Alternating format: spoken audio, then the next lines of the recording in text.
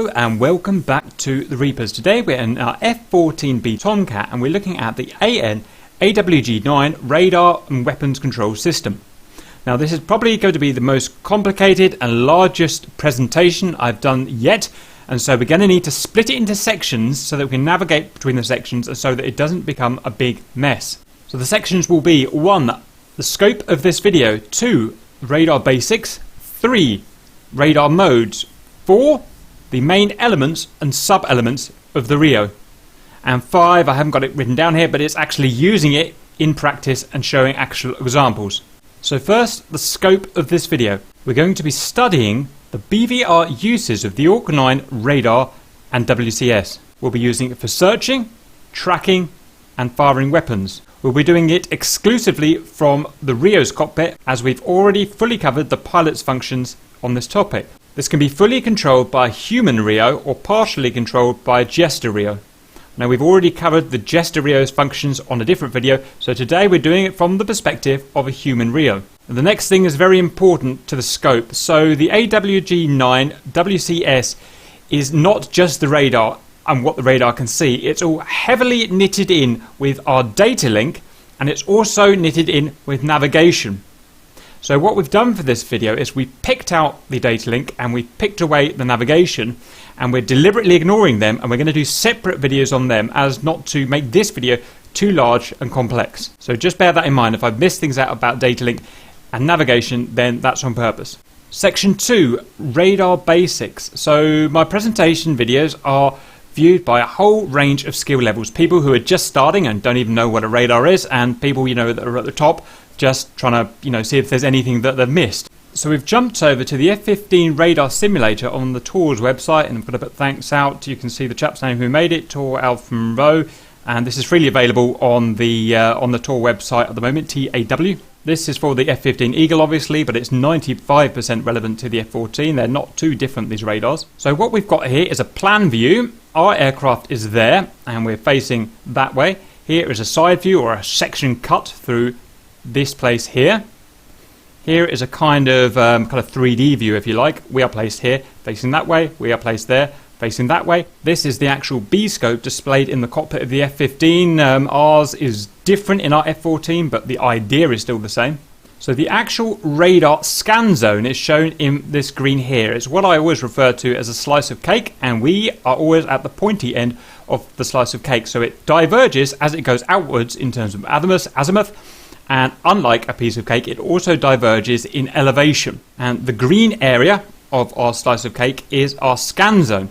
Within that scan zone, we have a B sweep line, which is a little vertical line, which is a line of radiation that our antenna sends out, and it zips across left to right and left to right to fully scan our scan zone, our green zone. When our B scope of radiation hits a target, momentarily some of that radiation is reflected back to us.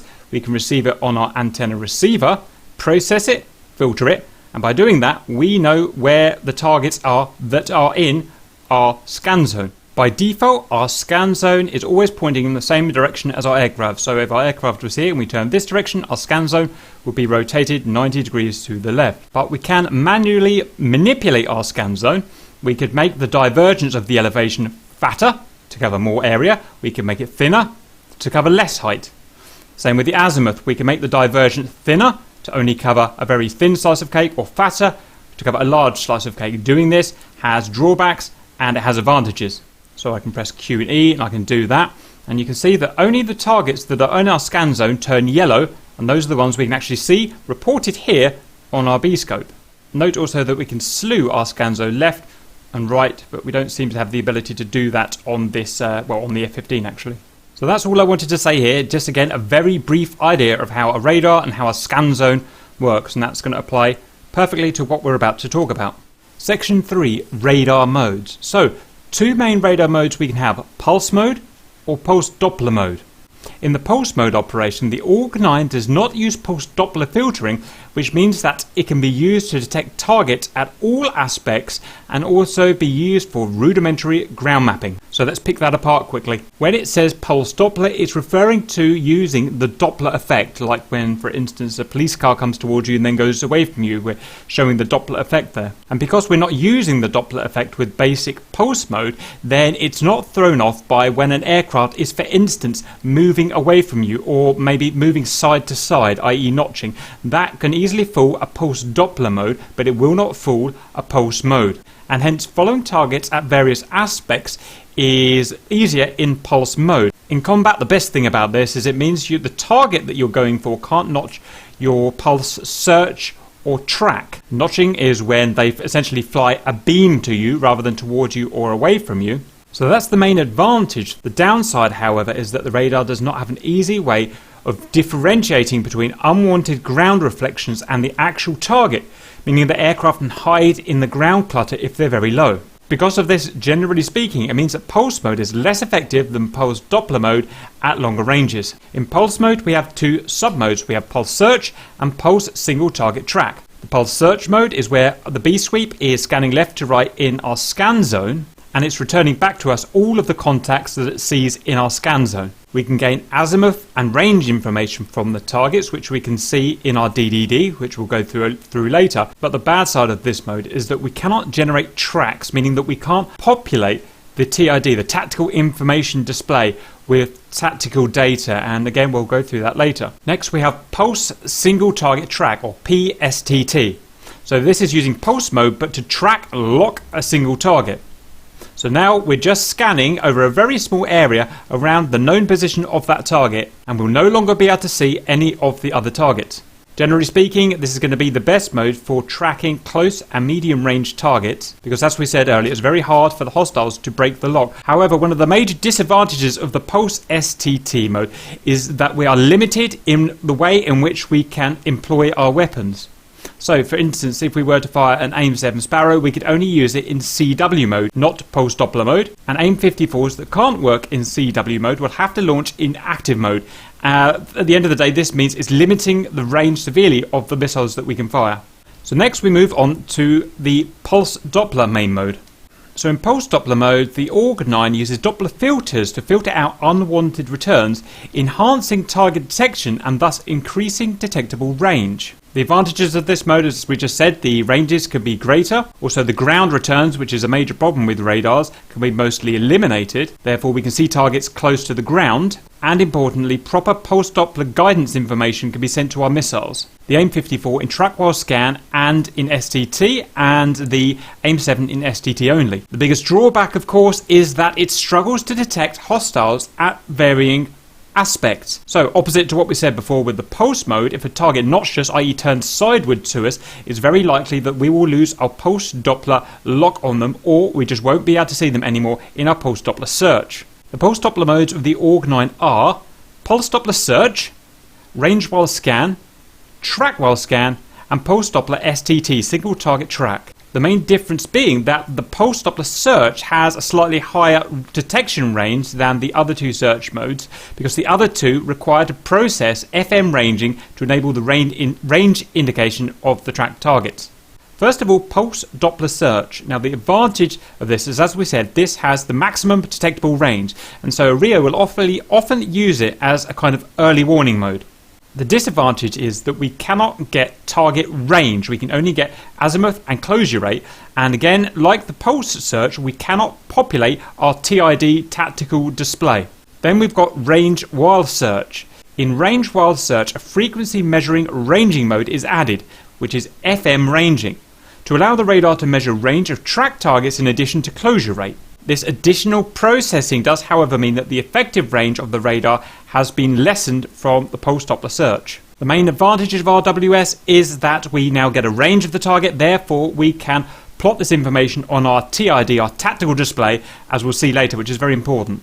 The next is track while scan, TWS. The core of TWS is similar to RWS in that we are FM ranging, so we're getting the ranges of all of the targets that we're searching, and we can populate the TID. We populate the TID differently in this case using track files, And there's a lot of other interesting information on how track while scan actually works, but we don't want to go in that deep at the moment. The main advantages of the track while scan is that it is essentially a search mode. We can search the entire scan area, but at the same time we can also guide missiles from this mode. The range while scan and the pulse Doppler search, we can't launch missiles from that. We can send guidance information to missiles, the AIM-54 in this case.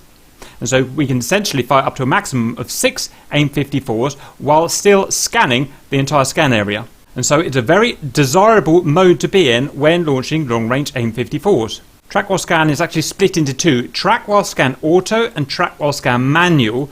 Track while scan manual, we have additional RIO control of the scan in terms of azimuth and elevation, and auto is where, well, it's done automatically. Note that as soon as we fire an AIM-54, then the TWS manual mode, if selected, will revert back to auto. And we're on to our last mode, our PD-STT, our Pulse Doppler Single Target Track. So this is fairly similar to the Pulse Single Target Track, except we've got the Doppler filters on. So we basically reverse the advantages and disadvantages. The advantages are that we have more range, we can detect targets when they're close to the ground, and the disadvantages are that the hostiles can notch and break our track by flying sideways. Additional advantages of the PD-STT are that we can fire our AIM-7s and our AIM-54s in Pulse Doppler mode. For the AIM-7, that's preferential mode, and for the AIM-54, that is the max range mode. It depends how you want to use the AIM-54, whether TWS or STT is preferable. The disadvantage of an STT to a track while scan is that we can only focus on one target, and therefore we can't launch multiple missiles at different targets. Okay, so I'm going to bring up a summary sheet because I know that was a lot of information, to just summarize what we've been talking about. First, pulse search, a medium range search and detection with secondary air-to-ground usability. Weapons capability, we can only fire bore-sight missiles. In this case, that means an AIM-7 in bore-sight mode, i.e. without a target selected. It kind of finds its own target later on if you like. And a similar thing with an AIM-54 Phoenix, you could fire it off without a missile in active mode and it will essentially find its own target. That's the idea. Detection range, 60 miles maximum. Now, the Pulse single target track, where we're focusing our pulse mode on a single target, short to medium range single target track and missile launch, but with limited weapons capability, guns and missiles, the AIM-7 in continuous wave only, and the AIM-54 in active launch only. Now it says a maximum of 50 nautical miles for this, however I haven't really found any use for the Pulse STT in launching weapons above maybe 15, maybe 20 miles. Next we're on to the Pulse Doppler. Pulse Doppler search, long range search and detection. This is not something you would fire missiles with again, so you would only be able to bore sight missiles, the AIM-7 on bore sight. Range well scan, again it's a search mode, it's not designed for firing missiles, long range search and detection and ranging. And I forgot to say the Pulse Doppler search up to 110 miles, uses an early warning mode, and the main non-TWS search mode, range while scan, up to 90 miles. Track while scan, the best thing if we are using AIM-54s, because we can launch missiles at several targets and track the entire scan area as well. And we can only fire the AIM-54 at multiple targets with this track while scan. Again, 90 mile detection range or usage range. And finally, Pulse Doppler STT, so PD-STT, maximum range 90 miles. Function long range single target track and missile guidance. Weapons, it has the largest selection if you like. Guns, radar guns and missiles. The AIM-7 we can put in Pulse Doppler or continuous wave. Pulse Doppler will be preferable, and the AIM-54 can be fired in Pulse Doppler mode but only at one target. Right, so that's wrapped that up. Next we're going to move on to section 4, the RIO main elements and sub-elements. So in the RIO cockpit we have 5 main elements which are part of the Org-9 WCS. These elements are the SCP sensor control panel, the CAP computer address panel, the HCU hand control unit, the DDD, the detailed data display and panel, and the TID, the tactical information display and associated controls. So what we're going to do now is look at these elements in the cockpit in order and break them down into their sub-elements. And when I say a sub-element, I mean the actual controls, you know, the screens, the knobs, the switches, and describe what everything does. This is going to take quite a long time. Once we finish everything regards these elements and sub-elements, we're then going to start looking at actually using the radar. Okay, we're in the RIO cockpit now. Let's have a look around at our 5 elements. First of all, the sensor control panel, which I'm framing here with my mouse cursor. The sensor control panel contains the main controls for the Org-9 radar antenna and scan patterns. It also contains various TCS controls, and we're not actually covering TCS today, but just bear it in mind. A control allowing the RIO to slave the radar to the TCS and vice versa, and controls for the airborne videotape recorder. Here I'm framing the CAP, the computer address panel, and this is the RIO's main interface for controlling and entering and reading data into and from the WCS computer. And when we say WCS, we're talking about the aircraft's weapon control system, and the Orc-9 radar is part of the weapons control system. It's all linked together. Next we've got the HCU, the hand control unit, which I'm framing now. The hand control unit stick and corresponding controls are the main input controlling the RIO WCS displays. It contains the power controls and indicators for the WCS and TCS in addition to the stick and its controls. Next we have the mighty DDD, which I'm going to frame here. The DDD, the Detail Data Display and Panel. The DDD is the main control panel and display for the radar part of the Orc-9 system. It contains all of the controls for the radar except the scan volume and stabilization controls, which are on the SCP as we saw earlier. And finally, the TID, which I'll frame like that. The TID is the main data display for the WCS. It displays a tactical picture to the RIO, which is used to identify and select targets for the long-range weapon utilization. Think of it as a top-down map showing the relative coordinates of all presented tracks and symbols, but without a representation for the actual ground surface. It's also used in secondary roles as a display for entering data into the WCS, for navigation, and for INS alignment, and for the onboard checkout OBC. So before we start looking at the sub-elements of each element, we're going to have a look at today's controls, and there's a lot of them, so I'm going to blast through them as quickly as I can. So we're going to select RIO. I've already got a video about setting the RIO's controls, so we're not going to dwell on this too long. But what we are going to be using is the HCU stick left and right, which I've got as the main control stick left and right axes. So on my left HOTAS, I've got a switch that's going to allow us to shortcut to CAP button 6 and CAP button 8. This is going to be used for friendly and hostile assignments to targets on the TID. We've got shortcut buttons to HCU offset and HCU MRL. We've also got the VSL vertical scan lock on high and low. Technically that's not for BVR, but we'll just throw it in anyway. On the right control stick we've got the trigger on the HCU stick itself. It has a half action and it has a full action, and the half action, if we press and hold, presents a cursor that we can move around, and the full action allows us to engage that cursor to hook a target on the TID or whatever we're going to do with it. We've got a shortcut button to the IFF, interrogate friend or foe, on the DDD. We've got a radar elevation recenter shortcut, just allows us to recenter that quickly. We've also got elevation up, elevation down shortcuts, azimuth left, azimuth right shortcuts of the antenna. Also the HCU, we've got thumb up, we've got thumb down. These are finer controls for the elevation, and again recenter. And we've got shortcuts to the mode switches near the HCU. So we've got HCU radar mode, HCU DDD mode, HCU TCS mode, and HCU TID mode. So that's it for the RIO controls for these 5 elements. There are other RIO controls for lantern and whatnot, but I'm not going over that today. Okay. And most of those controls are pressable buttons in here if you don't want to bind them to your HOTAS. Okay, so let's get to work. First on our center control panel here, it's a little dark, so let's see if we can lighten it up a little bit. Where are we? Okay, let's pause that. So before we play with any of these knobs, we just want to quickly make sure that the selected WCS mode is compatible with that. For instance, if we were in track while scan auto, we couldn't use any of these controls. If we're in track while scan manual, we can use these controls. Okay, the first one we've got is the stability or the stabilize. This is interesting. In and out. In means that the radar is centered reference to the horizon line here, so that if we pointed our aircraft up, then the antenna will automatically dip down to reference to the horizon line as neutral. If we rolled right and aimed down, then the antenna would automatically roll left, move up to compensate, and would be referenced to the horizon here.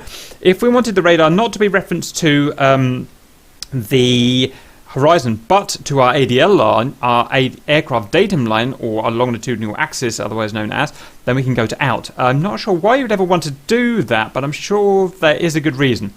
So that's there. Next is our azimuth center. This allows us to point our, let me unlock our antenna left or right manually. We have a maximum deviation of 65 degrees left, 65 degrees right.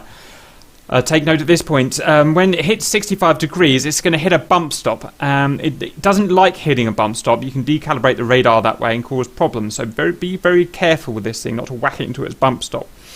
What I should say as well is that if we're looking at the width of our scan zone, if we've got it up to maximum, i.e. 65 degrees left and 65 degrees right, then there'll be absolutely no need to force the radar slew position left or right, because we've already got maximum coverage. So that's just a thing to bear in mind there. That's that. We've got our manual elevation control. This is exactly the same thing, but radar up and down. It can go to minus 76 degrees or plus, I think it is 54 degrees up here before it hits its stops. And we can control that manually. So why don't we have a quick look at doing that? So I'm going to unpause. First of all, our elevation, our azimuth. I'm going to hold that and scroll it left like that. Hold that and scroll it right like that. And you can obviously see what that's doing on the TID. This here is showing our current scan zone. Out of interest, these lines are 20 miles each, I believe. So that's 20 miles, 40, 60, 80, 100. And that is our current set azimuth scan zone, which we'll look at in a minute. So that's that. We've also got the elevation, which is shown here. Currently at minus 1.5 degrees. Not sure why we're pointing down there, but we are. And these two lines are very, very useful. They are telling us that these lines at the current range we've got set, which on this knob is 100 miles. So that is us there. That is 100 miles there. If we drew a plumb line down at this 100 miles, where the upper side of the scan zone elevation intersected with that plumb line is 34,000 feet, and where the lower edge of our elevation scan zone line reached the plumb line is 0. Now the number will never go below 0, and this number will never go above 99. So that number is probably actually below 0. So if you remember to our example earlier, we'll be looking at the side view of the radar scan zone. That's what we're talking about here. So why don't we manipulate that a little bit? So we can put the radar up. There you go, 8.6 degrees, and the lower side of the elevation scan zone is now hitting our plumb line at 73,000 feet, and this one somewhere above 99,000 feet, and reverse. Then they're both upper and lower intersecting at, well, 0 or somewhere below 0 in reality. Okay, so let's re-centralize that. Lovely, that'll do. Next, let me lock here in position. Next is our azimuth scan zone. It's the width in azimuth of our scan zone.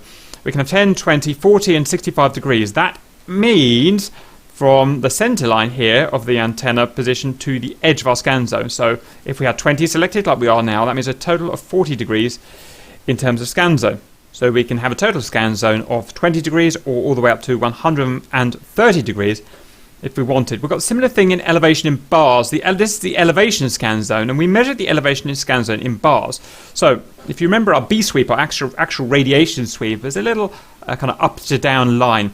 That line covers 2.3 degrees of elevation, and to cover our, in terms of elevation, our scan zone, it's going to zip along left, move down, skip along right, move down, skip along left, move down, skip along right, move down. Each one of those B sweeps is known as a bar, and we can have 1, 2, 3 or 4. So for instance, if we had one sweep, then our total elevation coverage would be 2.3 degrees, and all the way up to 8 bars here, which would be 11.3 degrees, I think it is. Just over 11 degrees. Now, note that it's not just 2.3 times 2 times 4 times 8, because there is these sweeps have to overlap slightly. So there is some inefficiency there. So you're probably thinking at this point, well, why do you have these options? Why don't you just set azimuth to maximum all the time and elevation bars to maximum all the time? Unfortunately, due to physics, that's just not really a good idea, because we could set our azimuth scan to 130 degrees, and that would mean that the antenna can only move left or right at a certain speed, remember, to gain its information. So if we've got our azimuth scan zone width set really far apart, then it'll take longer to get to complete a B sweep. Now the problem with that is, if we, for instance, I'm going to make this figure up, but let's say it takes a second, 1 hertz, for a B sweep to cover, let's say, 40 degrees total, that would mean it would take more than 3 seconds to do a B sweep at 130 degrees. So that's 0.3 hertz. And that makes targeting difficult because it means you only cover a target with your B sweep radiation line every 3 seconds. And the rule of thumb is, I believe, you want to cover it every 2 seconds. To have some sort of target, decent enough targeting information. I may be wrong, but that's just what I've got in the back of my head. And the same thing with elevation bars. Well, if you're scanning 8 times, 8 bars, well, you're only going to cover your actual target. For instance, it's going to take 8 times as long to get to a target in 8 bars than it is with 1 bar.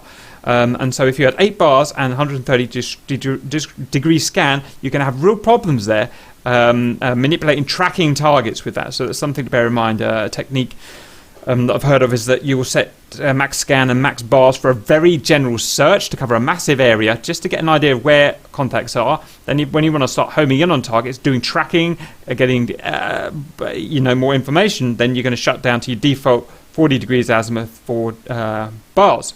Okay, hope I've explained that. VSL, this is not BVR, this is ACM. I cover it in the ACM video, so I'm not even going to touch it now. All we've got left is the TCS here, and we're not looking at the TCS today. That's going to be a different video. So we're just going to look at the slave command here.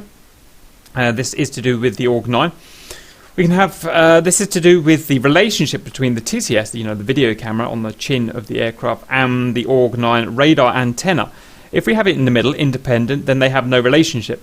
If we have it up in radar, then the radar is slaved to the TCS position. Vice versa, in TCS that we've got in the moment, then TCS is slave to the radar antenna position. So if you had a TCS lock on a target, a visual lock on a target, then you might want to slave your radar there to get extra radar-based information. And that's all I want to mention on the sensor control panel. Next, we're going to move on to the cap and have a look at that. Let me lock the position there. So the cap can be split into 2 sections here. We've got a keypad here, which is mainly for data entry. Now, this is exclusively or mainly for navigation, entering into the system coordinates, directions, headings, bearings, altitudes, and whatnot. So that's we're not interested in that today. And then we've got the message matrix indicator drum. Now this is actually pretty cool. So this is pre-multifunction display. Obviously we do have kind of digital displays. You can see the TID there, but we didn't have the ability to have buttons around that screen and work like that. So this is the nearest they had in the 1970s. And you can see we've got multiple commands here and what they relate to here. Now we can change what these functions are by using this category here. And we've got several categories: bit, special, navigation, tactical data, data link, and target data. And the way it works is you just press the button or the hook button here relevant to the function that you want. And while that is hooked and active, then it will have a green light here showing that that is the action that's in progress. So we'll go through the categories. We've got bit, built-in test. So here's where we can run several tests, not relevant to this video. So we'll carry on. Next, right click, and we've got special.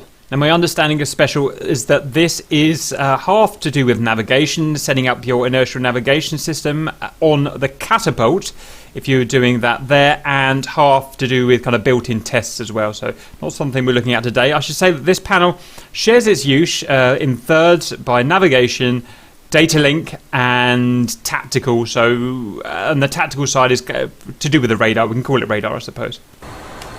Next, nav. Needless to say, this is to do with navigation. You've got all kinds of navigation functions, and we'll be doing a navigation video to cover all of this. Next, we've got tactical data. And this allows us to hook different waypoints or different INS points for use. But again, at the end of the day, it's navigation. It's nothing we're looking at today, so we're going to bypass that. Data link. This gives us ways of communicating through the data link. You can see that if we're being given orders from our data link hub, we can reply with will co, will comply, can't co, can't comply, engage this. And we can also communicate targeted information to the data link via this. So if we hooked, I mean, this isn't really relevant today, I don't think, but if we hooked a target on our TID, which we'll be doing a bit later, we can use the point function here, which is going to point it out to our other data link members that we're pointing out that particular hooked track. But anyway, let's carry on to target data. Now this is where we mean business. This category, I guess we can describe as giving us the ability to modify tracked symbols on our TID. So I guess we're going to have to show this.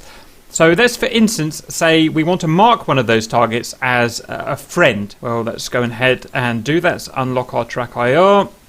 Let's view, let's say that guy there, we've received information that he's a friend and we want to mark him as a friend. So what we're going to do is we're going to unpause, we're going to half action hold, move the joystick over to him, full action to hook. We've now hooked him, and now we're going to press this guy here, friend. And you'll note, we'll go over the symbols later, but you'll note that he's now got a different symbol. He's got a dome over the top of his head rather than one of these squares. One of these in fact, well, we'll just go over the symbols later, but that there is, we've shown that his track, and what we're seeing here is his track, and we've declared him as a friendly. Now we usually only do this once we've used our IFF function, which we'll go over later, but that's just showing the kind of thing that we can do and how it works. So let me just untrack him now. Unfriend him. Repause, so we can mark as friend, obviously, we can mark as unknown, we can mark as hostile, multiple targets, so I believe that's up to 4 targets that we can mark. Can delete a symbol, so one of those tracks we can delete. There are certain things we can't delete, but that aircraft, for instance, we could delete off the track and he would no longer appear. We've got do not attack, so we can mark one of these guys for do not attack, and that means when our system is setting up to choose multiple targets for the track while scan, it will ignore that one there. It will not attack that guy, whoever we mark there. Data transfer here, it's an interesting one. This is used for gathering extra information on, we call a strobed target or a jamming target. So if we were scanning a jam target, it would appear as a strobe on our display, so we couldn't get certain information on it. So we could hook that strobe first and then hook a non-jamming track, and I don't know how it works, but this allows us to get more data on that strobe, on that jamming target. I haven't tried that myself, but it sounds bloody amazing. I've got a test target here, which is obviously to do with testing and the built-in tests. GND map, I guess that's ground map. I don't know what that is, and whatever that is, IFT auxiliary launch, I don't know what that is. There's supposed to be one in here, according to the manual, called mandatory attack, which is the antithesis of this one, obviously. It's one that means we'll always include it in our TWS track sequence. We've also got the button here we can press, which essentially resets the current program in case of a crash or a problem. You know, it's Control Alt Delete basically. And another button here that is non-functional at the moment. So that's all I want to go over for the cap. Next, let's have a look at the HCU. In fact, we're going to have to move our head about to find exactly what we've got here. So we've got standby.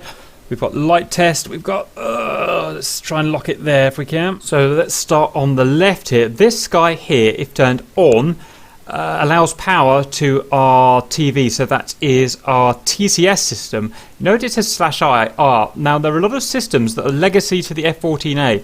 The F-14A used to have a chin sensor, an IR chin sensor, if you remember. The B version doesn't have one. But so that's all that IR is. So it's allowing power to the TCS. Doesn't actually turn it on. It allows power, and for it to work, this knob here has to be set to the up position. This one here is the weapon control system and radar and mission control. So off position, everything's off. The TID is off. The DDD is off. The Org9 is off.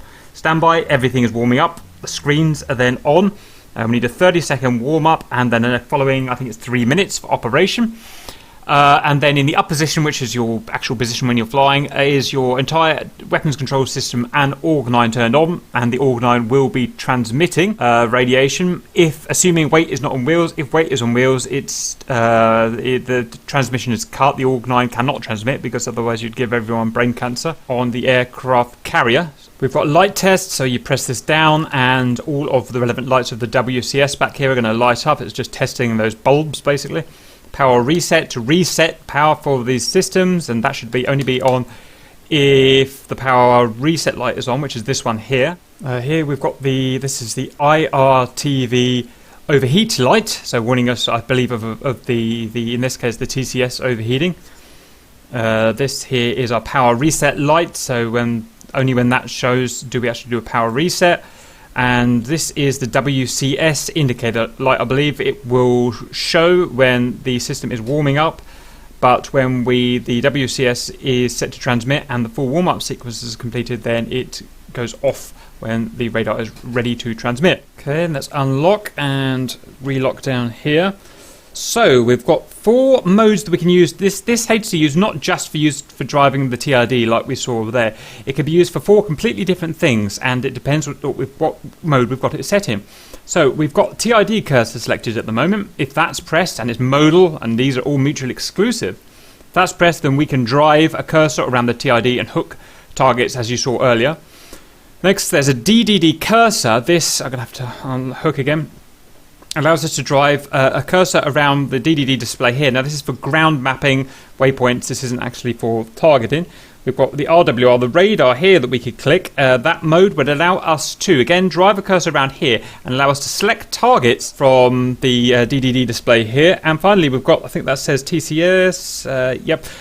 So TCS, if it was on that mode, it would allow us to drive our TCS camera about on this TID display. That's not anything to do with the radar that we're doing today. So that explained. Now onto the actual control stick itself. We look at the different controls. Half action, which is the half action of the trigger, enables display of press and hold, display of the cursor for the selected mode, except when in TCS mode, where it enables stick control of the TCS elevation and azimuth. In RWR radar mode, it additionally enables the super search acquisition mode in the radar. We can go over that later. Full action of the trigger, when enabled, tells the TCS to lock onto a target in the TCS mode. If a target is present in the acquisition gates in the radar mode, it tells the radar to attempt a lock on to a target in the radar range rate gates at the set azimuth. In the DDD and TID mode, it marks the current cursor position, or in the case of the TID mode, it tries to hook a symbol if present within a very small display threshold. The elevation vernier, which we looked at in the controls, the fine-tuning of the elevation, is a thumb wheel on the left side of the stick, used in the TCS and radar modes to fine-tune sensor elevation plus or minus 4 degrees for target acquisition. This elevation deflection is added to the normal sensor elevation control. The offset button, which we've got bound on top of the stick, is used to offset any of the TID tactical displays, moving the own aircraft symbol to the TID cursor spot hook and the rest of the symbology relative to that. This function is reset and all the symbols are moved to the original positions by cycling the TID display mode selector to another mode and back. The MRL button, which we've also got bound on the right side of the stick, is used to enable the manual rapid lock-on, MRL, that's what it stands for, I remember now, for target acquisition. The MRL is something, it's not to do with BVR, that's to do with ACM, so we're not going to cover that. The actual movement of the stick itself functions differently depending on the selected HCU mode. In all cases, the stick is only enabled with the action trigger depressed, and all modes control sensor or cursor position absolutely, meaning that any given deflection of the stick always moves the sensor or cursor to that same position. In the TCS mode, X up and down controls TCS elevation, and Y left and right controls TCS azimuth. In the radar mode, X controls the range or rate of the radar acquisition gate on the DDD, and Y controls the gate in azimuth in a similar fashion. In the two cursor modes, X controls up-down of the cursor of the respective screen, and Y controls the left-right of the same. If that sounds quite complicated, don't worry, it's all going to be cleared up. So what we're going to do is unlock now. That's all of the functions of the HCU gone through. Next, we're going to do, I think, the mighty DDD and then the tactical display, because that seems the natural sequence of events. So strap yourself in, get a coffee, and get ready for the DDD, the detailed data display. So this is our main radar control and display. I know the display looks quite old-fashioned, almost like a kind of old oscilloscope, but it's very accurate. So the raw data is coming back to the antenna receiver. It's going through processors, it's going through filters, and then after that, here's what we see graphically. So let's go through this logic as we can. We'll start on these top left 4 switches. So first of all, we've got the target, or the expected target size. Is the target a size normal? Is it small? or is it large? Now, we've got no indication in meters or feet of what those actually mean, but it's quite important when tracking a target that the system knows what size of target it is. If this is set to wrong, then we can have problems with the track. Now, when I hover over it, it says no function. In the manual, it says that it does have functions, so I don't really know whether it works or not. The MLC control switch controls how the system suppresses the MLC in the radar system while in pulse Doppler mode. The out position disables the system while the in position enables it. The auto position automatically enables the MLC filter if the antenna lookup angle is greater than 3 degrees. And sorry, I should say MLC is main lobe clutter filter. Now, this I'm not a radar expert, and I don't understand why in auto it should be turned on when the radar is facing upwards or elevated upwards. Surely the clutter that we want to cut out is ground clutter, so that one is a bit beyond me, I'm afraid. But as I understand, it's always going to be set to auto anyway. Next, automatic gain control, and we've got parametric amplifier. I don't know what they do, but I can confirm that neither of them have any effect in DCS. Next, we've got desired ranges for pulse search mode. So we can click 5 miles, 10 miles, up to 200 miles. They're mutually exclusive, so we can only press one of them. And this affects pulse radar modes and the IFF range. They also set the scale on the pilot target range displays.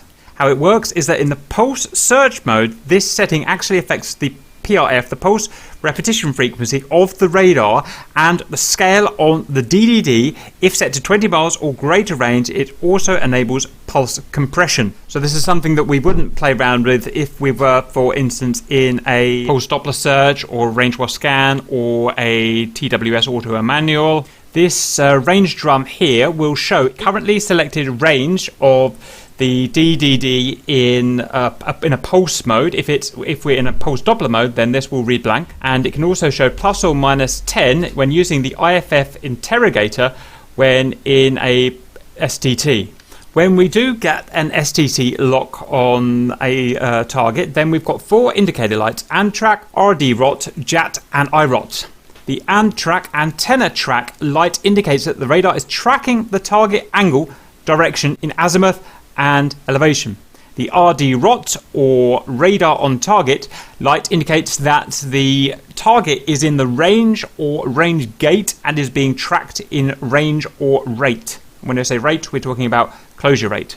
The JAT, or jam angle track, indicates that the antenna is tracking a jamming source's angle in azimuth and elevation. The IROT, IR on target light indicates that the target angle in azimuth and elevation is being tracked via the TCS, and the name is inherited from the earlier IRST from the A model that we were talking about earlier.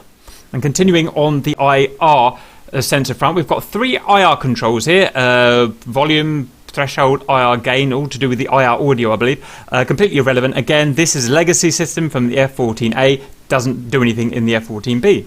Okay, so on to transmitter channel and missile channel. I mean, this is really getting past what I understand now, but at this, remember we were in the missile videos that I've done, I've said that we have to tune our missiles into our ORG9 so that they can communicate to each other.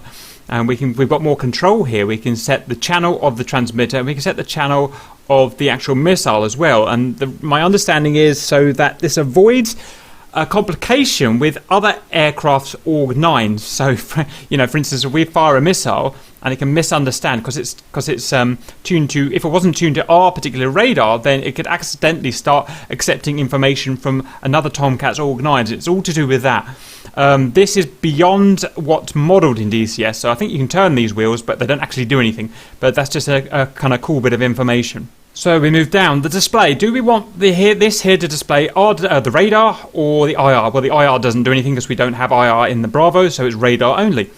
That's that. And we've got our interrogate friend or foe. It's a button that will push and hold, and while we do that, we can interrogate whether whether a contact is friend or foe, and we'll go through that in more detail in a bit.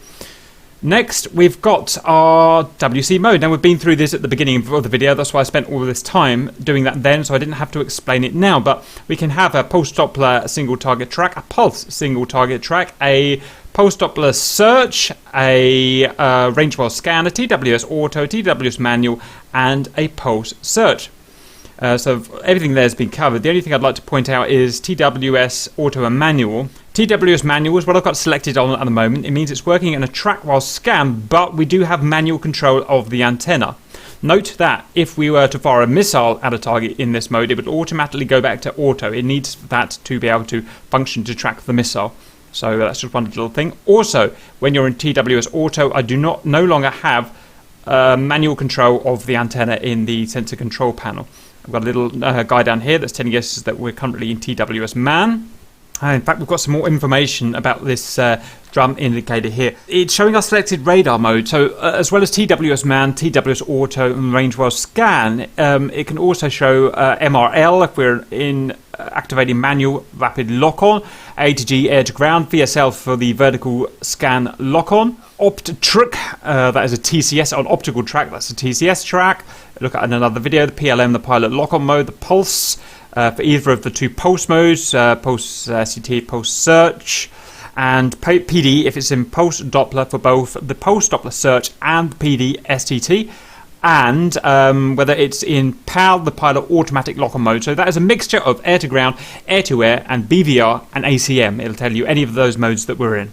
Next, we've got the VC here. This allows us to show a normal closing speed, or rate as it's called, or times 4. So if we look at this indicator here, everything except I believe the pulse mode, it shows the azimuth left and right, as you'd imagine, but up and down here is not range. It's not like the TID. Up and here on a pulse Doppler search actually shows us the closure rate of the target, because this is pre-FM ranging on this guy here. The FM ranging when applied is going to show on our TID down there. So you can see these targets here, they all look at the same range. That's because it's not range, it's because it's closure rate. And it just so happens, in fact I'll show you now, we've got all these guys, and because I'm daft, I set them all to the same speed, which is really stupid. Obviously that's completely unrealistic. But what it means is when we're in a pulse Doppler mode, and we're in TWS manual, all these guys are going to show exactly the same closure rate, and that's why they're in that line there. Anyway, this is going to set the scale of the closure rate on this on screen here. Normal is 200 to 1000 knots closure. Times 4 is 800 knots to 4,000 knots closure, and 4,000 knots closure is very ambitious, obviously. And the flight manual says we've got a third command, VID here, which is going to set the closure to 50 to 250. Let me just check if that's there. Yeah. So that mode is down there at the bottom, is going to set our ranging to 50 to 250. So let's put that back there. So next over here we've got target aspect, nose, beam and tail. Nose means that the target's head on, beam means he's flying left and right towards us, or tail is facing away from us. And this controls two different things depending on our radar mode. So in pulse Doppler search modes, it controls the rate processing window of the radar. So nose sets to 600 knots opening to 1800 knots closing. Beam sets 1200 knots closing to 1200 knots opening. And when I say opening, that means rather than closing, we're moving away from each other. And tail sets 1800 knots opening to 600 knots closing. In the pulse STT mode, the switch sets the system tracking mode to the corresponding echo edge or centroid to counteract countermeasures like chaff and specific jammer modes. So I guess this is only going to be useful if you're following a single target. In this case, we're searching a whole bunch of targets, and they could be some moving away, they could be some moving towards us. But if we were tracking a single target, then we would know whether he was nose, beam or tail by his closure rate, which we could see. So next we've got our elevation indicator. So we've got two needles. On this side we've got the radar, on this side we've got IR, TV, EC. So let's scrub out IR altogether. Remember, we've got no IR on this plane. So the left, the radar, that is the actual current antenna's position. So if our radar antenna was moving up because we commanded it up, or it was tracking a target up in STT, then it would move up. We've got a bump stops at 54 degrees and minus 76 degrees, I think it is. Over on this side, we've got, scratch the IR, we've got the TV. So that is the TCS sensor. If you've got HCU down, as we saw below, set to TCS, This would show the elevation of the TCS sensor, and EC is the elevation center. So this is, remember we had a knob down the bottom there. Let's go and try and have a look at it. This guy here, we were actually changing the elevation center of the radio, where the elevation is centered to. And that would show here. It's like a commanded. So this, if we were on EC here, it would be like where is the center of the elevation of the dish commanded to. And that's remember that's not always the same as the actual position of the dish, the antenna here. So this is going to be useful if we just come out of a dogfight and, for instance, our radar was skewed all the way up here. Then when we could get back to our first searching, then he would know where this elevation center is set and adjust accordingly. Next, we've got jamming CCM modes here. These are ways, as I understand it, of countering someone's jammer. And we've got VGS, we've got alt difference, and we've got special. I don't know what these do, and they don't work in DCS because jamming in DCS, I believe, is currently noise modeled. It's nothing more than that, and anti-jamming is basically this level of detail, as far as I'm aware, is not modeled, and none of these buttons work. Next, we've got some control knobs. We've got pulse video here. So this changes the video intensity of the pulse in the DDD screen here when in one of the pulse modes. Then we've got brightness. This is, as far as I'm aware, a global brightness knob and just goes up and down. Depending on if you're at night, you won't want it bright because you'll blind yourself, obviously. Next, we've got pulse gain. So pulse video, if you remember, it was regards to a pulse mode only, and it affects the video, as you said, just what we see on the screen. This here is the actual pulse gain. So this is the actual pulse gain of actually in the radar, not just the screen, but the radar of the emissions and receiving. And if you go fully clockwise to normal, I believe that is automatic mode, where it'll be changed automatically by the WCS. And then we've got the erase knob. So my understanding of this is that when a contact is shown, that is one of these little left to right black dashes, an erase line will sweep over that and erase it until it's next updated. And this controls the strength of that erase line. And rather than try and describe it, I'll just show it in a minute. Last of all, we've got these guys here. First of all, we've got jam and jet. I don't actually know what that means, but it has no function.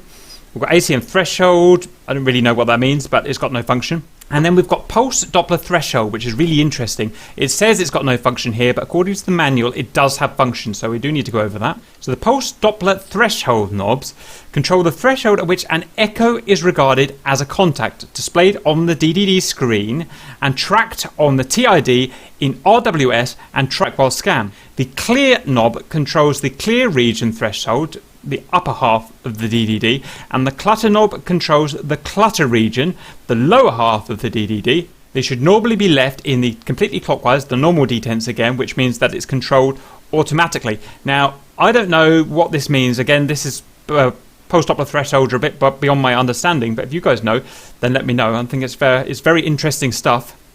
Okay, so before we go into a bit deeper regarding this display on the different modes, we'll just have a bit of play with the brightness and stuff just for fun. Unpause. So we've got just the global brightness. Got the video pulse. I'm not sure it's actually making any difference. Just an interesting thing, you know, we were talking about different bars of scan. You can see the radar elevation bopping up and down on the different bars, on its different sweeps there.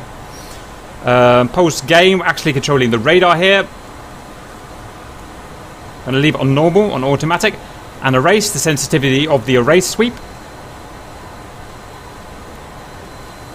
Okay, so let's have a look at actually using the DDD here before we nip over to the TID. So what we're going to do is bung ourselves in the pilot's cockpit and just set ourselves up for combat. So we want master arm on, unlock our thingy there, air-to-air mode on. We want to select a weapon. We have a friendly 255, 81 miles. We're going to select Angel our 17 and a bandit guerrilla group. Quiet. We've selected our Sparrow for use. We've turned our master arm on. We're going to lock the screen there.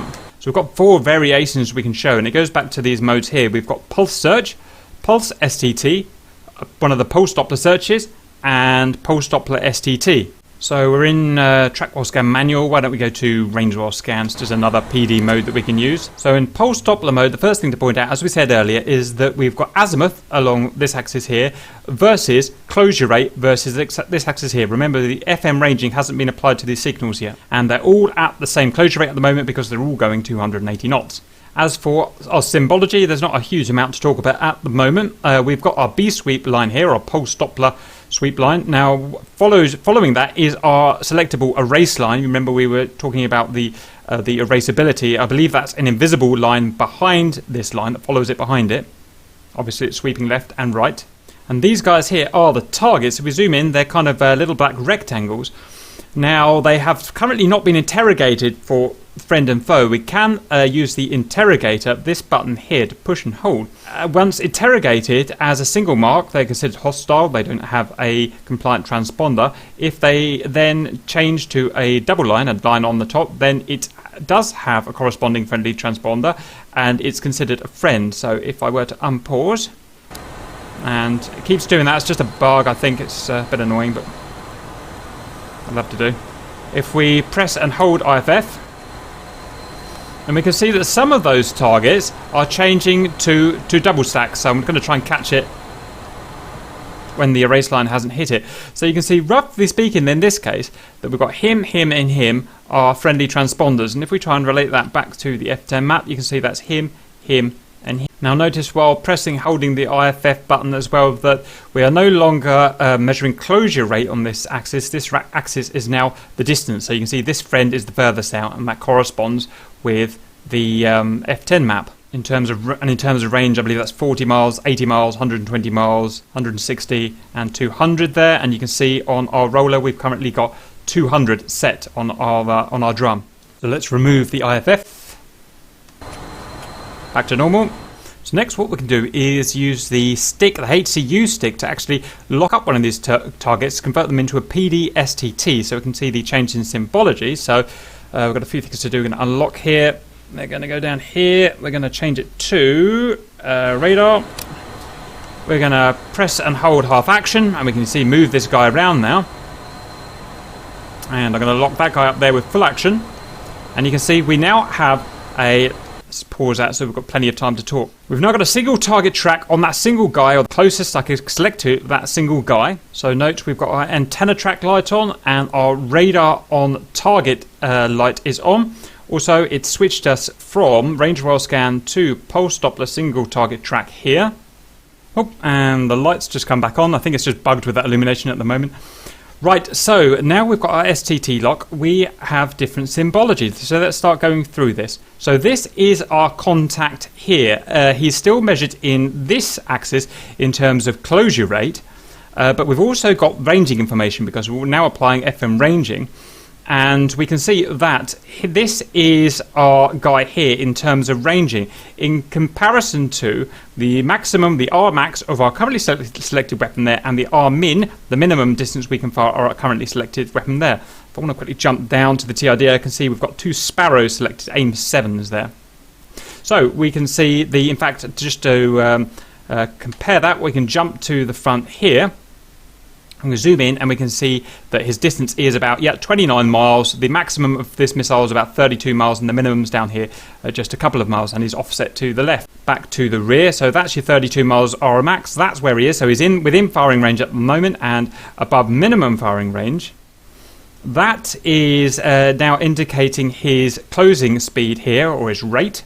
And our VC is set to normal, so I think that means the threshold up here is 1,000. So that means that our closing rate is what, just over 800 knots, 850 knots, something like that. Also, we've got steering information for actually firing the weapon. Remember that these weapons can be fired from the Rio. So we've got our ASE, allowable steering error circle here, and our steering cue here, a tiny little square we've got in there. The idea is we can fire the weapon as long as our square here is within our ASL, then the shot should be able to hit, bearing in mind the range is shown here. To fire the weapon, by the way, you just press that button there. But to make the shot absolutely optimal, what we would do is have this square here right in the middle of the ASE, and that gives the perfect amount of lead for a perfect ballistic shot. And as it's showing in the ASE circle at the moment, I think we can fire, so we're going to unpause it. And this ASE circle will change size depending on various parameters. So it says we're in the ASE circle, it says we're within range here, so we're going to just have a pop at him. Off goes the missile. Let's see how that does. In the meantime, while that's travelling... Oh no, it's an SCT lock, so we do have to keep a lock until that missile has impacted. Boom. Bit of a long shot, but we got there. You can see we've got one Sparrow left. I had to skip some time because that missile took quite a long time, so the contacts will have changed now, which should be a bit more interesting. So that was showing using a post-Doppler search and a post-Doppler STD to shoot a bad guy down from the DDD. Next, we're going to do the two pulse modes, so pulse search and pulse STT. So let's crack on with that. We're going to go pulse search. Next, we've got a different set of parameters. I notice the erase is being a real nightmare here, so I'm going to turn that down, see if we can get some more. That's a bit better. So this time, because we're in the pulse mode, we're displaying azimuth left and right, but the up and down is displaying the range. Because remember, we don't need secondary FM ranging. This means it's critical we get this range drum right here. So 200 miles is obviously too far. Let's maybe try 50. Okay, so if we stop it there, I think I've got it as clean as I can get there. You can see we've got a guy at 50 miles out far to the left, a guy at 25 miles out to the left, a couple of centre guys and a close guy on the right. So there's us. We're facing... about 260, something like that. So there's our guy out on the left far, of a distance of, 50 miles. That guy on the left, 25 miles, a couple of centre guys, and our close guy on the right. So if I now want to convert this to a pulse STT, so check our HCU is correct. Okay, so we're going to push and hold our gates here. We're pushing and holding half action, push full action there. And you can see we've got this guy. Have we got him? No, we lost him. Let's try again. Let's try this guy. Full press. Looks like we're too far away, so let's try and get a little closer. Okay, I've manoeuvred. There's a guy just a couple of miles in front of us. We should be able to get a pulse lock now if we're quick. It's really hard doing this on single player. Pulse search. There's our guy. Half action, full action. We got him. Right, we now have a pulse STT. Pause. Okay, so this is the pulse STT. It's a little different from our pulse Doppler STT. So we've got our guy, our contact here, and we've got his azimuth showing left or right. He's slightly left of centre.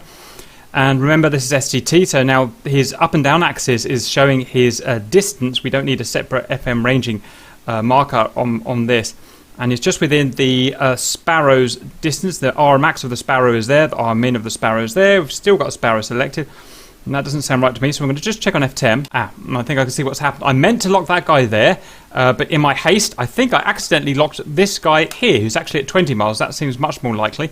So we'll shoot at him in a minute, but I'm pretty sure I've got that guy locked there. And in fact, we can check that. We've got 50 miles on the range drum, so that's 50 miles there, that's 20 miles there, 22 miles there, and he is at... 21 miles. Yeah, right. So I've accidentally got that guy selected.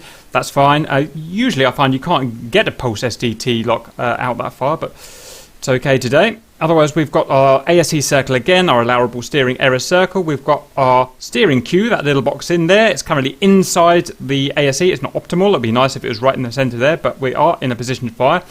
It says our max is out at 35 miles. Now, at the moment, our max and our min don't actually work in the F-14.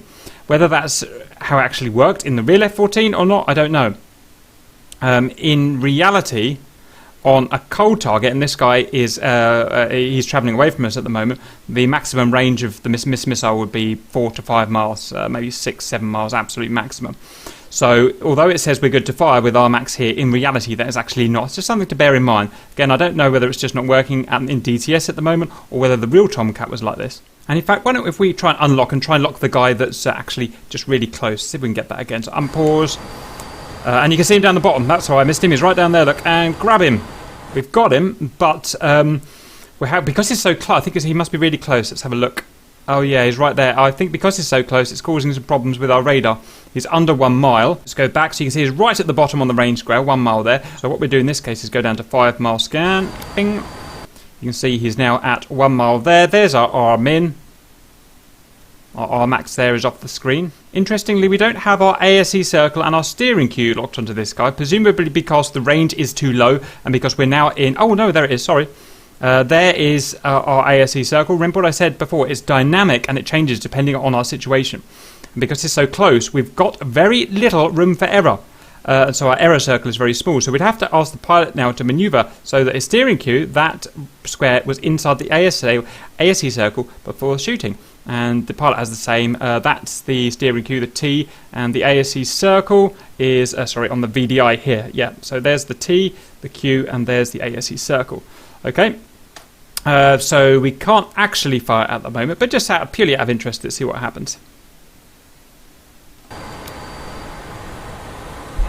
Yeah, fired.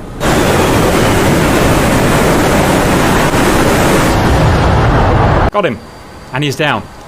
So that shows that it's just the ASC circle, because we're so close at the moment, it's just becoming inaccurate, so we did actually shoot him. So that's that. Only other things, that we've got his closure rate shown here.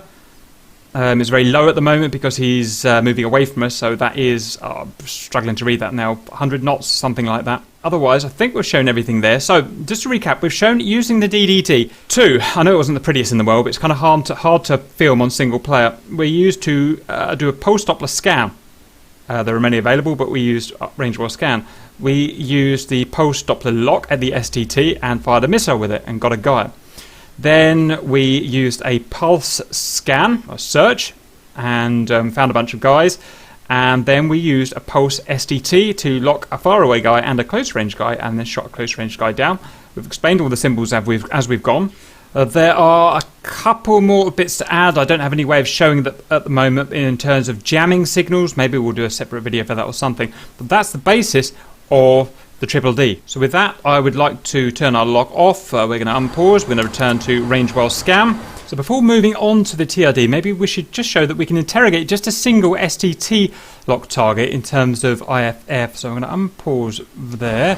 I'm going to go to a range well scan. Will be fine. I'm going to select this guy here. Half action, full action. Got him, and we can interrogate him like thus. You can see him as just, and it's really hard to see because he's right in the middle of that cross. It's just a single mark. If I'd interrogated him and he was a friend, you would see the double mark there. And that's how you can interrogate someone on a single target track. Okay, so let's put that back. That's RWS, back to 100 miles, say.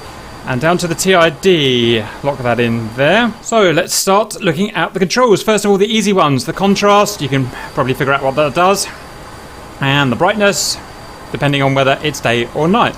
Next, we've got the nav mode, master toggle. This is exclusively nav, and we don't need to go over it now. Next, we've got the TID data readout drum. I'm not sure how relevant it is to today's video, but we'll read it anyway. It's used to indicate the source of the data displayed on the TID text readouts. Possible readouts are the different waypoints in the navigation system, which there can be 7 or 8, I think. Our own aircraft, as it shows now. The first priority target, i.e. target 1. And symbol. Symbol indicates that the readout displays data for a hooked symbol on the TID which doesn't have its own indicator text on the drum. The drum can also show a blank face to indicate that the data source as one not having its own indicator text and which has no symbol on the TID. Next, we've got steering and we've got destination. Both of those are navigation only, so we'll bypass them. Okay, so below we've got track hold, a button here. We can press it on and off, and when we turn it on we have a green light, I believe. And we've got collision mode here, collision steering. So without the track hold button pushed on, normally targets on the TID in TWS mode, track while scan, are retained up to 14 seconds after the last observation sweep over them.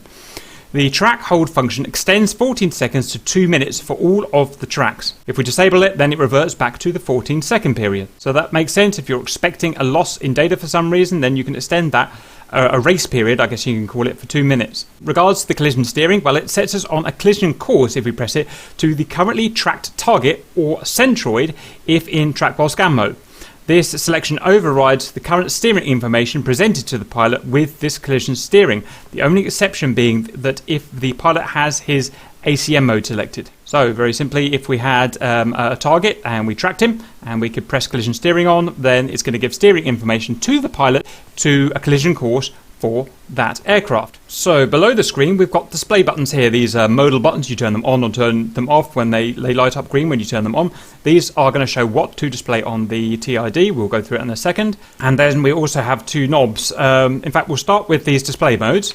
So the first one, RID disable, this has no function. This one is altitude numerals. In fact, to show this, we need to get some targets in front of us. I'm going to restart the simulation. So the altitude numeric is whether you want to show the altitude of the target on the left of their figure, or the left of their track. So this track here has got a 2 beside it. That means 20,000 feet. Now, it can only measure with a scan like this to the nearest 10,000 feet. So if it says 2 here, it means that altitude of that aircraft is 15 to 25,000 feet. If it's 1, then it's 5,000 to 15,000 feet, and so on. So if we disable that, we've no longer got that. The next one's a big one, symbology elements. That's on by default. If we didn't want the symbology elements on, then we can turn it off, and it just shows dots. I don't know why you'd ever want that, but numbers back on. Next one, data link. Do we want to show tracks on the data link? Now, we don't have our data link on today, and we're not covering it. We're going to do that in a separate video, so we can just ignore that for now. It's not going to make any difference, but obviously it would hide any data link tracks. Next, we've got jam strobe. Now, I believe this disables showing jammer strobe. So jammer strobes, well, I can't show you here at the moment because I forgot to put any jammers on. But we can disable that. Now, as far as I'm aware, this isn't working in DCS at the moment. Please let me know if I'm wrong. I may have that wrong. I haven't tested it properly yet. Next is non-attack. So if we press this here, then it would hide any targets that are marked for non-attack. And if you remember the CAP panel before, we could mark targets for not attack, and we can mark targets as friendly. If we press non-attack, then it would no longer show their tracks and hide them. Okay, next is velocity vector, and I may struggle to display this at the moment because I think because of the missile I got selected. Let me try changing missiles ever so quickly. Yeah, that's better. I've got the Sparrow selected now, and that helps us out. Right, there are 2 types of vectors that track. These are all tracks. They're all, they're radar contacts, and they can have a velocity vector or a launch zone vector. These ones up here are all velocity vectors, I think, and these 2 here are launch zone vectors. A launch zone vector gives you extra information regarding weapon ranging. So a velocity vector here, it just shows the direction of the target is traveling. You see it's traveling in that direction, and I believe it also shows their speed. Please correct me if I'm wrong. I'm quite new to this, but I think that's showing their speed as well. Why that guy's going slow, I'm not sure. And we can turn these off. So you see that's turned the velocity vectors off. Now, these velocity vectors can be converted to launch zone vectors. There are 2 ways. A, automatic, and that is when they get within a certain range of us. That's actually measured in time. I think it's within 60 seconds of being within what we call Rmax, the maximum range, excuse me, of the missile selected, in this case the Sparrow. Now I could also force the launch zone vectors on manually by pressing this on. Let's do that.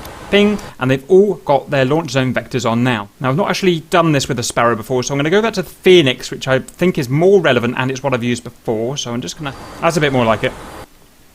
So what we've got now is extra symbology. So let's just pick on one that's going to be easy. This guy here. So his velocity vector is currently outside of the field of this dot here, this dash here, and this dot here.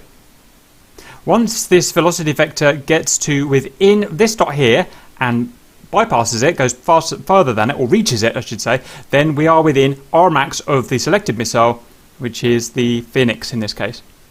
When the velocity vector is within this band here, which I believe is an 8-second band, this is more measured in time than distance as I understand it, then we are in our optimal firing distance. Once the velocity vector gets all the way to this point here, then once we've reached this point here, then that is our RMIN, our minimum firing distance of the missile.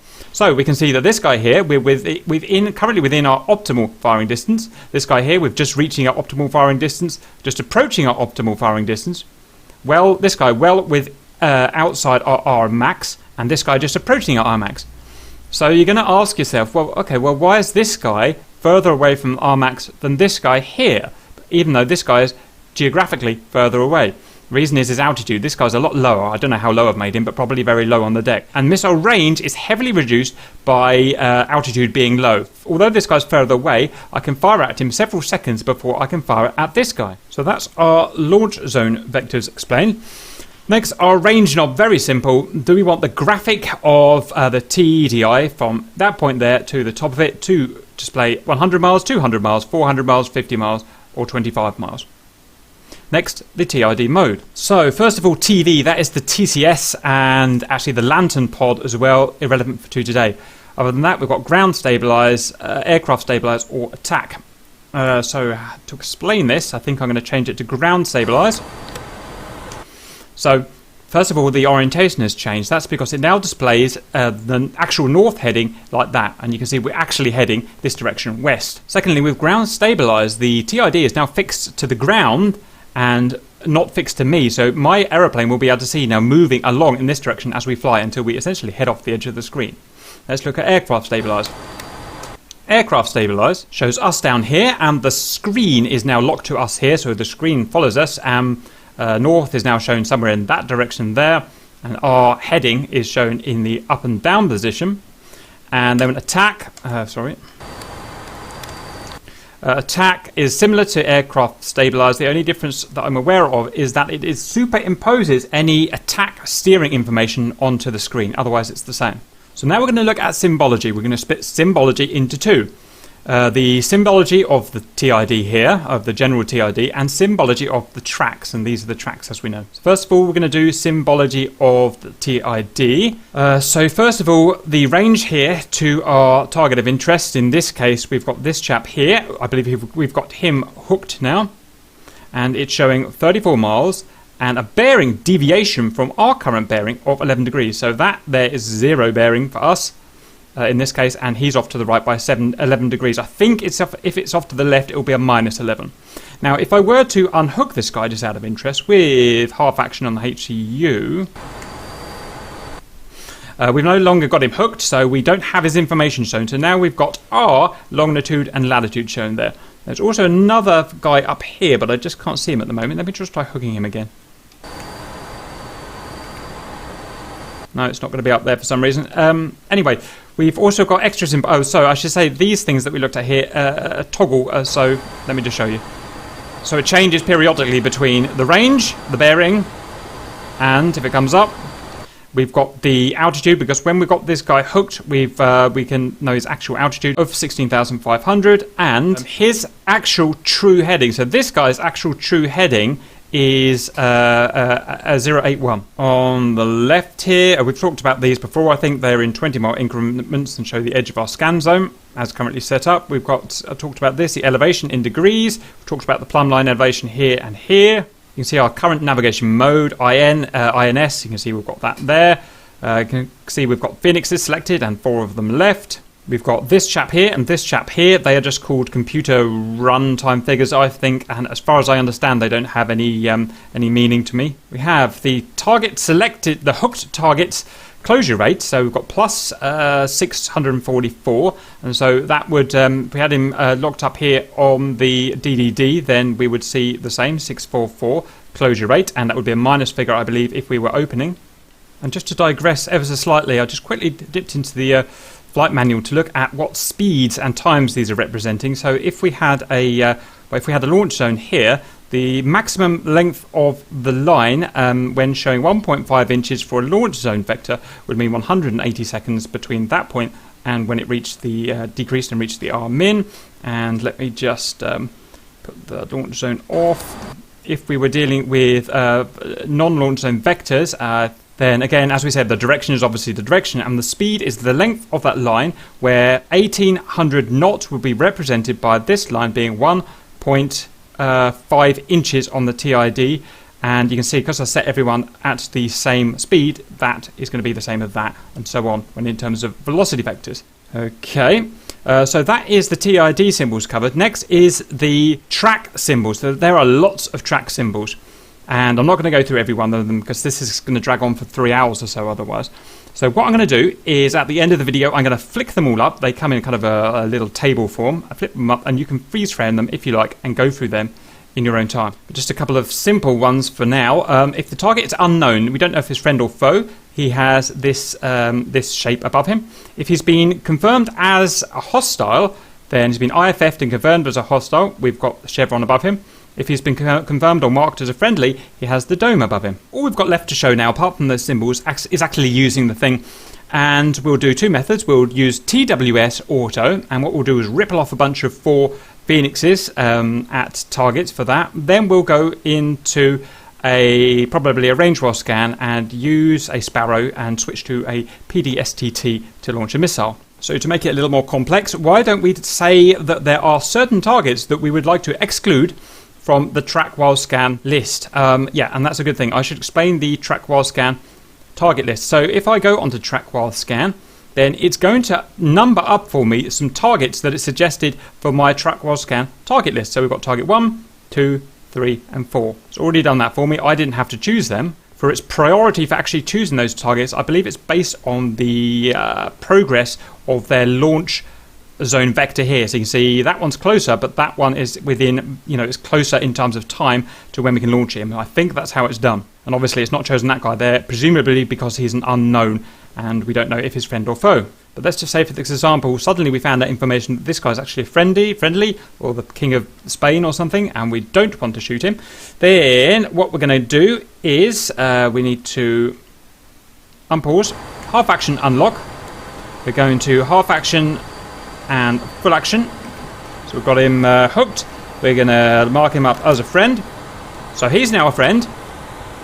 And the TWS system is now going to automatically rearrange things so that this is now 1. The reason he's 1 is because his launch zone is the furthest progress out of everyone that's a hostile. This guy, you see, he's turned, and because this guy's turned, his launch zone progress is actually reduced. That's because the missile has has less of a range when the guy's not heading towards us. So it's ordered it for this one here. Then this guy here is the next in the progress. Then number 3 because he's now turning a beam. And number 4, it's chosen this guy because it couldn't choose that guy because he's an unknown. That guy's a friendly, that guy's a friendly. And so it's just a simple logical computer pattern that's following each time. If I wanted to disregard this guy, then I could take him off the list by making him a friendly, and so on. And like we said, there's all kinds of other things that we're going to do, but I've already been through all that. So the next thing we're going to do is start launching some missiles, which is the fun bit. I'm pretty sure master arms everything's on. So we're going to first of all fire at target number 1, which is in optimum range. So launch. Boom. Target number 1 now has the time till impact of the missile of 105 seconds marked up. And you can see that the next guy selected as number 1, so he's no longer a number in the sequence now.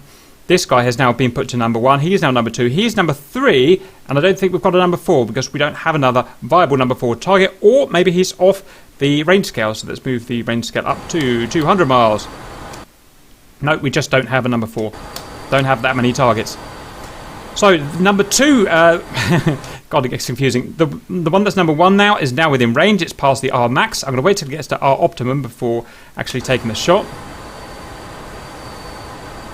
Oh, there's no, he's an unknown. Speed time up. This guy's now R optimum. It's flashing. We're good to fire. Kapow. Missile away, 117 seconds. We're next going to wait until our next guy. Here, this guy is now priority target number 1. We're going to wait until we get him into our optimum. Let's speed time up. He's now in our optimum. He's flashing. We're good to fire. 8 seconds of our optimum, I think it is. Fire. 106 seconds. And this guy here, we are steadily approaching our max.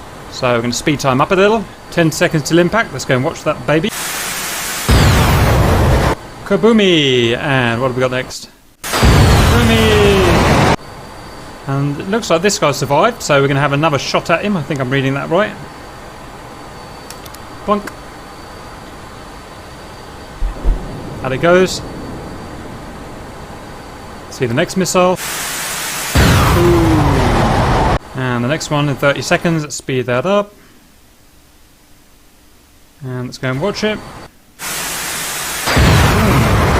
Okay, so that is our 4 Phoenixes ripple off in track while scan, selectable track while scan. So the only other thing I want to show is using an STT, pulse Doppler STD, so that's on board. Let's unlock this guy. Okay, so half action. Let's select this guy here. Bing. And we want to PD STT. So we've now got a pulse Doppler single target track on this guy. You can see we've just got one line, the track line from us to the hostile. Just going to transfer to the front seat and quickly get a better orientation at him. What's his range? Going to select the Sparrow now. There he is. Let's just head back to the rear. So just to show when we've got a PDSTT here, we've got everything again. We've got the guy's range there, 16 miles. We've got his launch vector shown again, so he's an optimal range at the moment, the optimal range bar. As well as that, we get steering cues. We've got our ASE circle, as we saw back from here. You know, the ASE circle there. Got our steering cue there. Got our steering cue here. So the steering cue is almost bang on in the centre. So we're pretty much good to fire. We've got our 2 Sparrows selected. So let's give that baby a shot.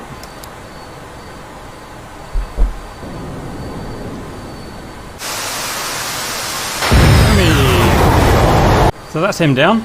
I just realised if you're wondering why the hostiles aren't disappearing off the screen once they've been shot, it's because I've set them to invulnerable. Because I'm stupid. That's all I can think of showing. Now, I have no doubt there is more to this than what I've shown, especially involving these guys down here. Remember, we're not covering data link, we're not covering navigation today. We're not covering air-to-ground ground mapping either. But that's what I would consider all of the fundamentals for using the radar in various modes. We can keep trying different iterations of search and launch, but just about everything's been shown off either on the DDD or the TID here. So all that remains for me to do now is I'm going to show the slides showing the track symbology of the possible targets. You can freeze frame if you want. It's been a big journey. I hope you enjoyed this and have learned some stuff from this. Let me know if anything needs correcting and I'll get it revised. Other than that, I hope that helps and see you later.